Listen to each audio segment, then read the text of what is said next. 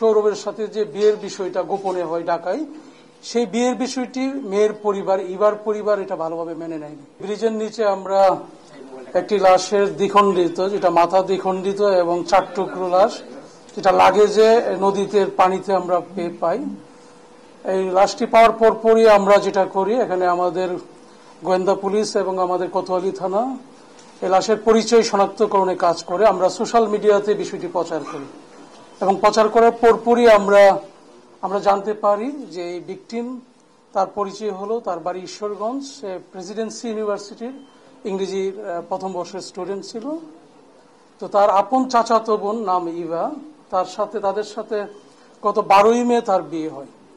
এই চাচাতো বোনের পূর্বে আরেকটি বিয়ে হয় আনুমানিক 3 বছর পূর্বে।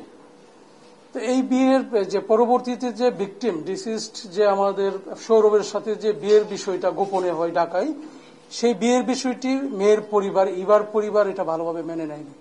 ইভার পিতা নাম হলো ইলিয়াস, যিনি একজন এক্স আর্মি পার্সন ছিলেন। তো উনি বিষয়টি ভালোভাবে নেননি, ওনার পরিবারও বিষয়টি ভালোভাবে নেননি। তো গত 1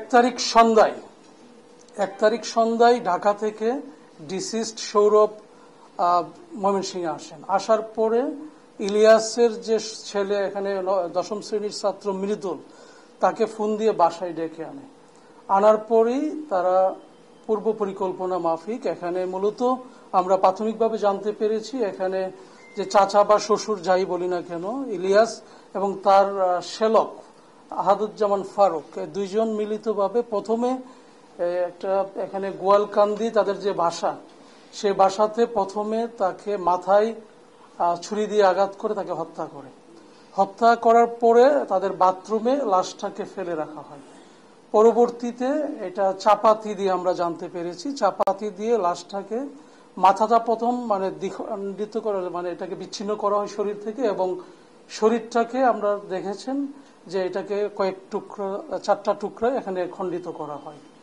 এবং এই কাজে আমরা যেটা প্রাথমিকভাবে জানতে পেরেছি, এখানে ইলিয়াস এবং তার শ্যালক ফারুক, এই দুইজন প্রাথমিকভাবে এই কাজটা করেছে মর্মে জানতে পারে।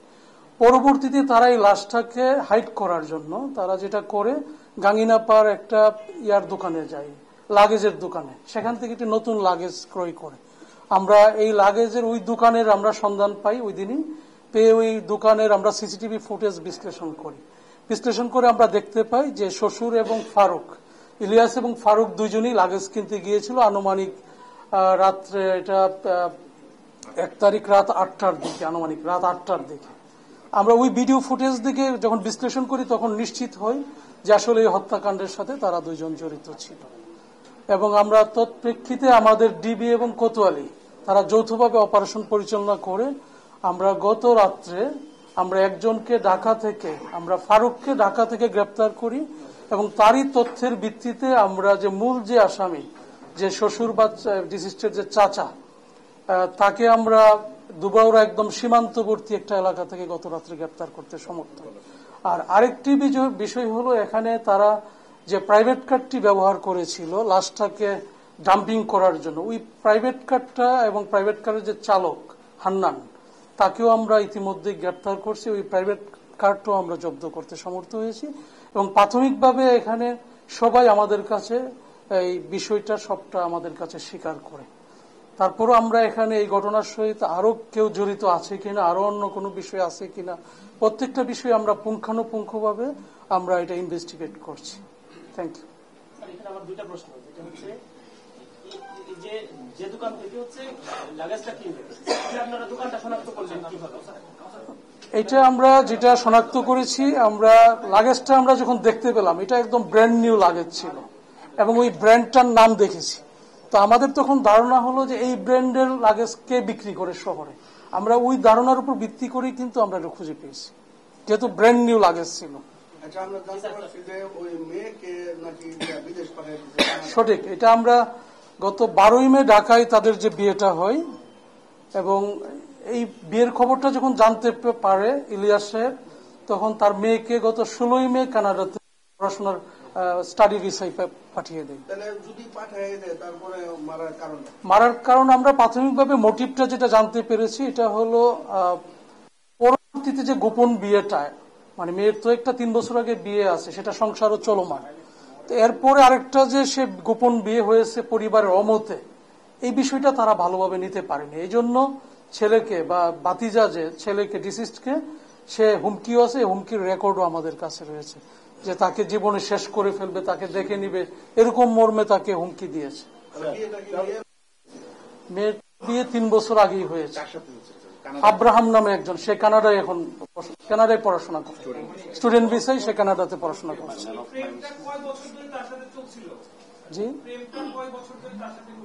প্রেমটা আমরা যেটা জানতে পেরেছি এটা হলো, যেহেতু স্বামী কানাডায় বসবাস করে এই স্টুডেন্ট ভিসায় মানে সে পড়াশোনা করতে গিয়েছে, এর পরবর্তীতে হয়তো এটা সম্পর্কটা তাদের ডেভেলপ করে থাকতে পারে।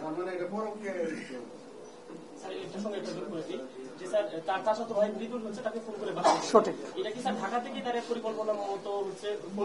না, ঢাকা থেকে পরিকল্পনা হয়নি। আমরা প্রাথমিকভাবে যেটা জানতে পেরেছি এটা হলো, সে ময়মনসিংহে আসে মূলত আগের যে সম্পর্কটা যাতে সুন্দরভাবে শেষ করা যায় এই বিষয়টা আলোচনা করার জন্য আসে মূলত। এবং ওই যে আগের যে হাজবেন্ড আব্রাহামের ফ্যামিলি, তার যে পিতার সাথে আসে এই বিষয়টা নিয়ে কথা বলার জন্য। তো যখন এটা ইলিয়াস জানতে পারে যে ওই ছেলেটা তার ভাতিজা এখানে এসে ওই সম্পর্কটাকে মানে করার চেষ্টা করছে, তো তখনই তার ছেলে মৃদুলকে দিয়ে তার বাসায় ডেকে এনে হত্যাকাণ্ডটি ঘটায়। মোট 3 জন গ্রেপ্তার হয়েছে এবং এটা ডাম্পিং এর কাজে যে প্রাইভেট কারটি আমরা জব্দ করেছি। এটা তারা আসলে অনেকগুলা রোড খুঁজতেছিল, কোথায় সেফ একটা প্লেস পায়। তো তারা আমাদের র্যাব অফিসের সামনে দিয়ে অনেকবার গিয়েছে, তো কোথাও অনেক লোকজন বা অনেক সময় থাকার কারণে তারা পারেনি। পরে ওরা আমাদের মনতলা ব্রিজ জায়গাটা আইসোলেটেড হওয়ার কারণে ওখানে ওরা বেছে নেয় এই জায়গাটা।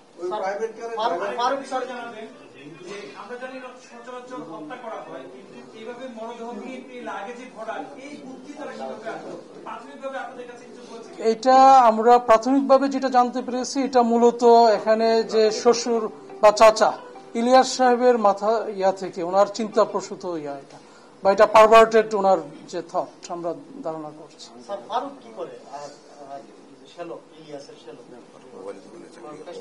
মোবাইলের দোকানে চাকরি করে এসে আমরা প্রাথমিকভাবে জানতে পেরেছি।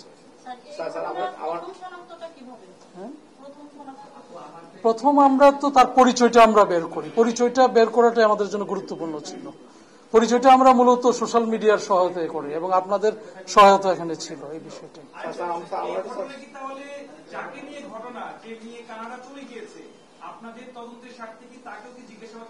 আমরা প্রয়োজনে আমরা সবাইকে জিজ্ঞাসাবাদ করব। আমরা ইনভেস্টিগেশনের স্বার্থে দরকার হলে আমরা অবশ্যই ওনাকে আমরা এটা করতে পারি, জিজ্ঞাসাবাদের আওতায় আনতে পারি। আমরা এখন পর্যন্ত সুস্পষ্ট কোনো পাইনি, আমরা তদন্তে আমরা আরো বলা যাবে। একটা বিষয় আমরা জানতে পেরেছি, সেটা হলো যে যাতে পরিচয় শনাক্ত না করা যায় সেজন্য আঙ্গুলের সঠিক, হ্যাঁ, এটা গুরুত্বপূর্ণ একটা বিষয়। আপনারা জানেন তথ্য প্রযুক্তিতে আমরা পরিচয় শনাক্ত করি। এটা এখানে যেটা করেছে, এখানে যেহেতু উনি এক্স আর্মি পার্সন ছিলেন, উনি জানতেন বিষয়টা, এই জন্য ডিসিস্টের আঙ্গুলের যে ফিঙ্গার ইমপ্রেশন গুলো সব ডিস্ট্রয় করা হয়েছিল এবং তারা কিন্তু একদম সুদক্ষভাবে হ্যান্ড গ্লাভস পরে তারপরে এই লাশটাকে যে খণ্ডিত করা হয়েছে, গ্লাভস পরে।